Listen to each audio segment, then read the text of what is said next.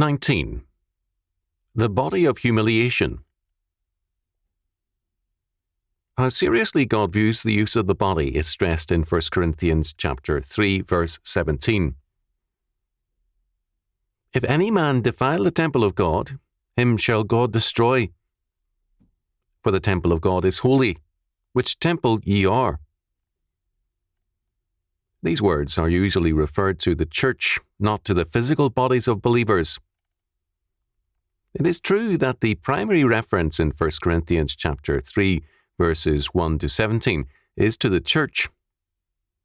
Paul uses three figures to describe Christ's church in these verses. First, it is a field cultivated by men under God's supervision. Verses 4 to 9.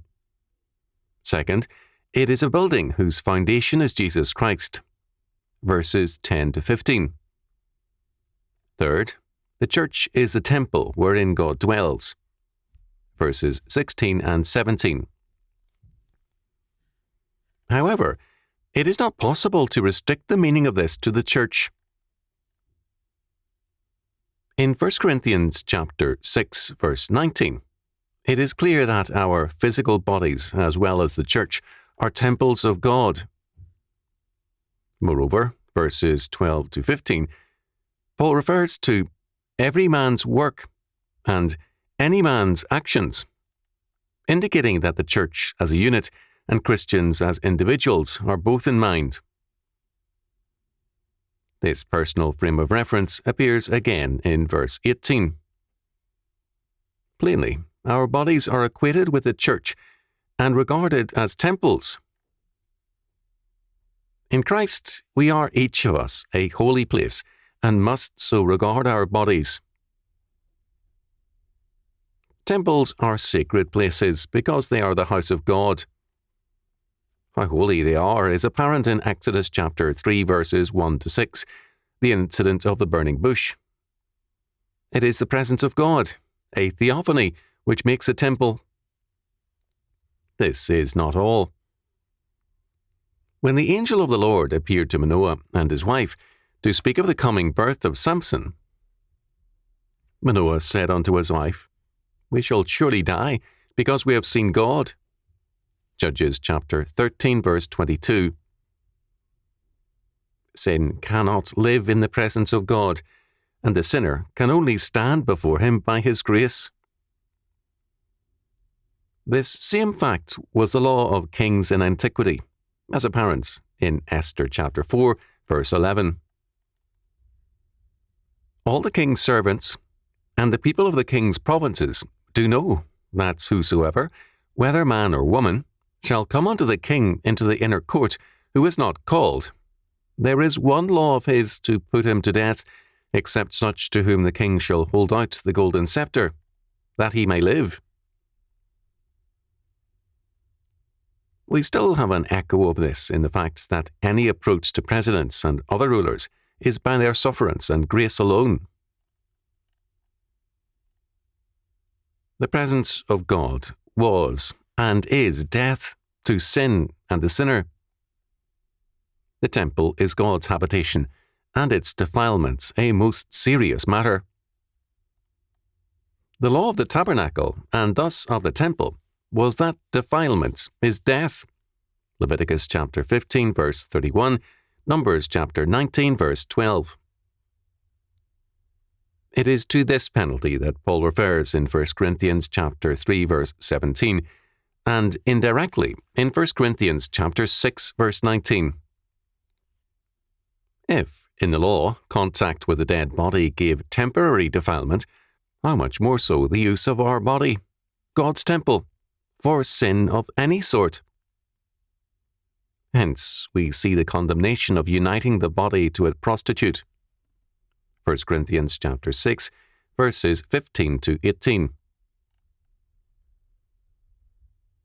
The Greeks treated sins of the body lightly, because matter being a lesser form of being than mind, sins of the flesh were accordingly lesser sins.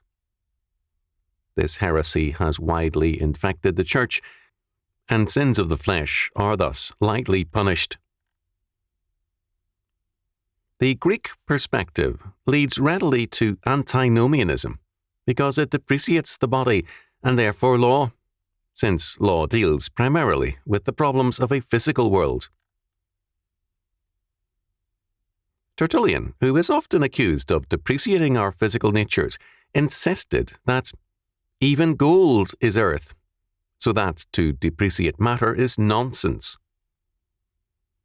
He spoke then of the gold of our flesh, which God purifies by his providence. This is clearly in line with the biblical emphasis on the body as God's temple. It is important to recognize the covenant context of the body as of all things. Man is covenant man. God, by his sovereign grace, enters into a covenant of grace with man and gives to man his covenant law. God's law is an expression of his nature, so that God's law reveals to us what God is like. When God gives us his law as our covenant law, and by adoption makes us members of his royal family, we are then expected to do more than keep the law. The law must become a part of our nature, even as it is basic to, and an expression of, God's nature. It is only so that the covenant comes into its own, as Jeremiah chapter 31 verse 31 makes clear. Behold, the days come, saith the Lord, that I will make a new covenant with the house of Israel, and with the house of Judah. Not according to the covenant that I made with their fathers in the day that I took them by the hand to bring them out of the land of Egypt, which my covenant they break, although I was an husband unto them, saith the Lord. But this shall be the covenant that I will make with the house of Israel. After those days, saith the Lord, I will put my law in their inward parts, and write it in their hearts, and will be their God. And they shall be my people. And they shall teach no more every man his neighbour, and every man his brother, saying, Know the Lord, for they shall all know me, from the least of them unto the greatest of them, saith the Lord. For I will forgive their iniquity, and I will remember their sin no more. If a man is not a walking law, in that God's law is second nature to him and governs his being, then he does not belong to this new covenant. The people of the new covenant are those who have God's law written in their inward parts and in their hearts. As we have seen, our bodies are called temples of God, the housing for God's Holy Spirit. God's Ark of the Covenant rested in the Holy of Holies. Within the ark was, among other things, a pot of manna and Aaron's rod, symbols of God's miraculous works. Hebrews chapter 9, verses 4 and 5. Within the ark, too, were the two tables of the Ten Commandments. Exodus chapter 25, verses 16 and 21, chapter 40, verse 20, Deuteronomy chapter 10, verses 1 to 5, and the whole of the law, or, quote, testimony, end quote. Exodus chapter 25, verse 8, verse 16, and verse 21. Because our bodies are now the new Holy of Holies and the dwelling place of the Holy Ghost, 1 Corinthians chapter 6, verse 19, we must therefore have the law of God written in our hearts as the law of our being. Profanation of the temple, and, above all, of the Holy of Holies, was a fearful crime, and so, too, now is any profanation of the body. 1 Corinthians chapter 6, verses 13 to 20. Thus, very plainly, the body has a very important significance in theology, eschatology, and in everyday life. At this point, it is necessary to examine a very much misused text with respect to the body, Philippians chapter 3, verses 20 and 21. For our conversation is in heaven, from whence also we look for the Saviour, the Lord Jesus Christ.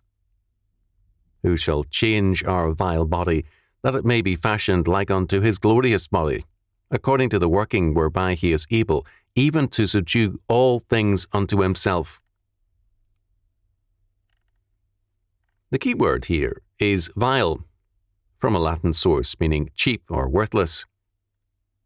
It is a translation of a Greek word, tapenosis, from tapenu, meaning to depress, humiliate, humble, bring low, or abase.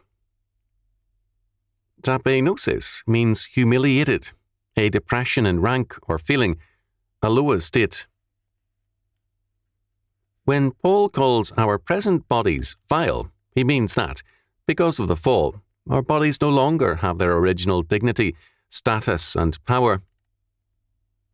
Our bodies have been humiliated and depressed in abilities because of the fall. Sin and death are cancers in our physical being, in our total person, to make us vile, that is, humiliated. Our physical and mental potentials are only a fragment of their original powers. With our regeneration, the work of restoration begins, which is only completed by the resurrection of the body. Thus, what Paul literally says in Philippians chapter 3 verse 21 is that Jesus Christ will change the body of our humiliation. The fall has humiliated us in all our being. He will change our body to be like his own glorious body. The word change is literally refashion. We will be remade so that, while we are still the same person, we have a new appearance which is glorious. There will be a correspondence then between our perfectly sanctified heart and our glorious bodies. This resurrection body is a glorious fact, and an everlasting one. Hence, it is a prize to work for. Paul declares in 1 Corinthians chapter 9, verses 24 to 27. Know ye not that they which run in a race run all, but one receiveth the prize? So run that ye may obtain. And every man that striveth for the mastery is temperate in all things. Now they do it to obtain a corruptible crown, but we an incorruptible. I therefore so run, not as uncertainly.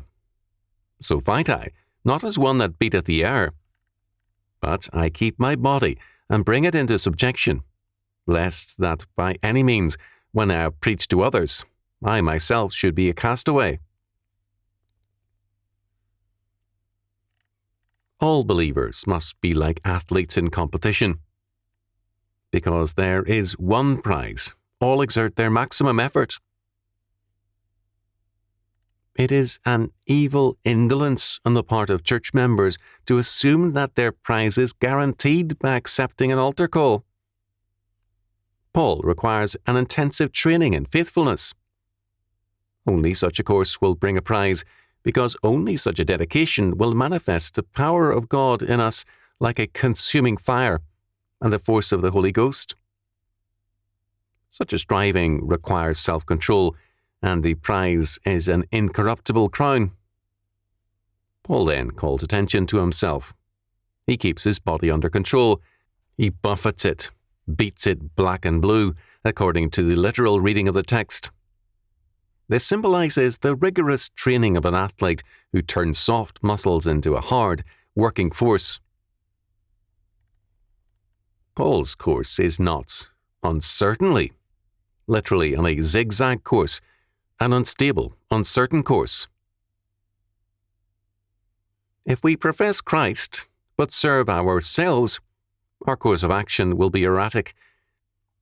We will then be a castaway. The Greek word here has reference to something which fails to meet the test. It was commonly used with reference to coins.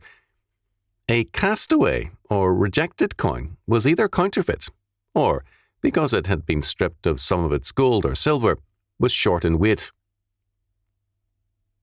If our course is erratic and our contest low, we are castaways. It is noteworthy that the great logician, Archbishop Whately, when dying, had one of his chaplains come by during the night to express his sympathy for the Archbishop's sufferings.